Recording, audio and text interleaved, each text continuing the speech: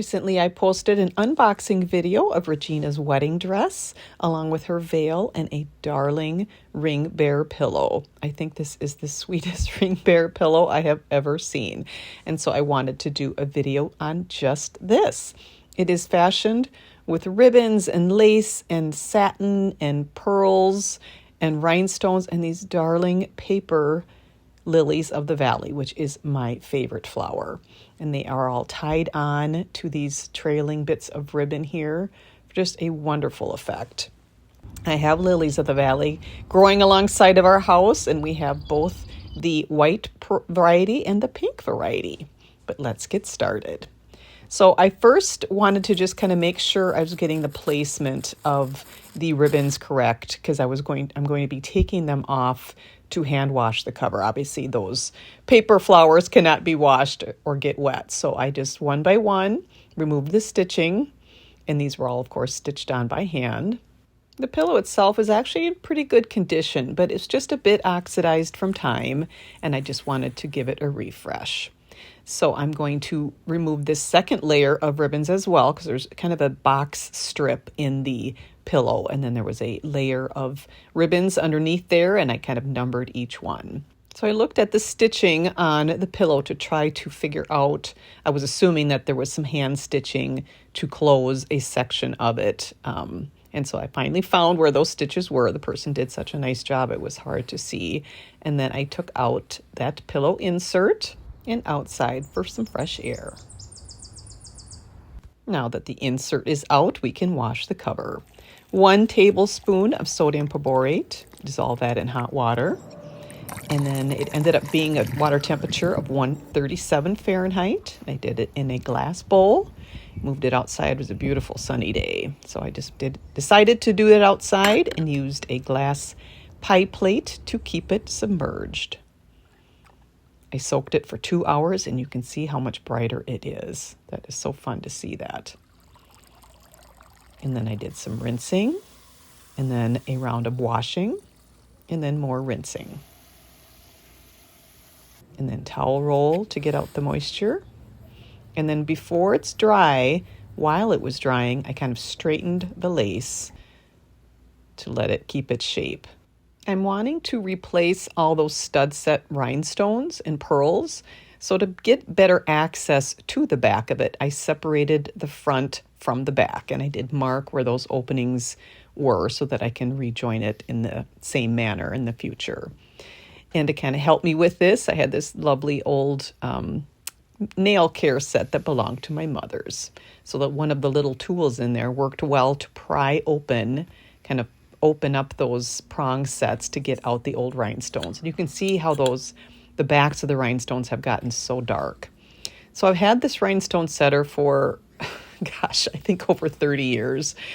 And maybe a newer one, you might have better success with it. This ended up kind of sometimes taking several attempts with ones to get it to kind of make all the correct connections and whatnot to get the rhinestone attached to it. But essentially, you put the rhinestone face down, then you put the prongs facing down, and then as you do that plunger, it forces the little prongs to kind of go around the rhinestone. So then the pillow also had these little kind of half dome pearls, which had lost their finish. And again, the backs had darkened and the prongs had darkened. So to kind of repaint those, I stuck them onto the back side of some masking tape. And then I used pearl nail polish to kind of recoat each one. It's sort of repainting, just kind of reapplying a pearl finish just to kind of perk them up again. Now, if I were to do this all over again, I would probably just have sewn on pearls because the prongs weren't quite long enough, I think, to do this compared to what the rhinestones were. And I don't know how, they weren't probably as secure as they could have been. I did the best I could, but they definitely improved, and you can kind of see there how it does grab onto some of it. So then on to some pressing, very satisfying.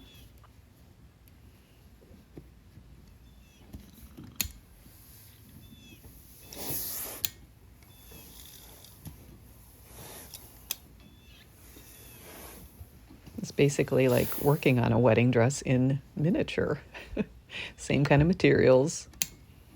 And this lace isn't matching to the dress. The dress was from Saks Fifth Avenue, but it was a very close match. And now I'm going to reattach the front to the back once again.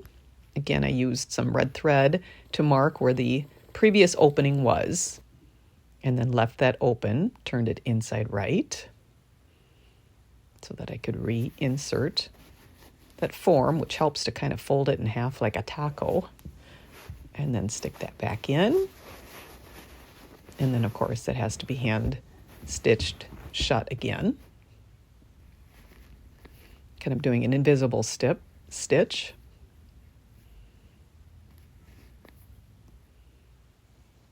And then I hand stitched the little darling lilies of the valley back on, both in the center, and then each one of those knots was hand stitched to that first layer. And then I also reattached the second layer ones by hand, as they were done by hand originally. So here's the before, and here's the after. I almost think this thing is magical. I don't know, it kind of, just the slight movement of those trailing bits of ribbon with lilies of the valley, and maybe it's just because I love lilies of the valley so much, but I just think this is the most adorable, sweet pillow that someone put so much love into creating back then. And I just think it was absolutely worth the effort to restore and clean this pillow. I'm gifting this pillow to someone who wants to display it as art in homage to his beloved grandmother, whose favorite flower was the lily of the valley. And it's worthy of display over 70 years later.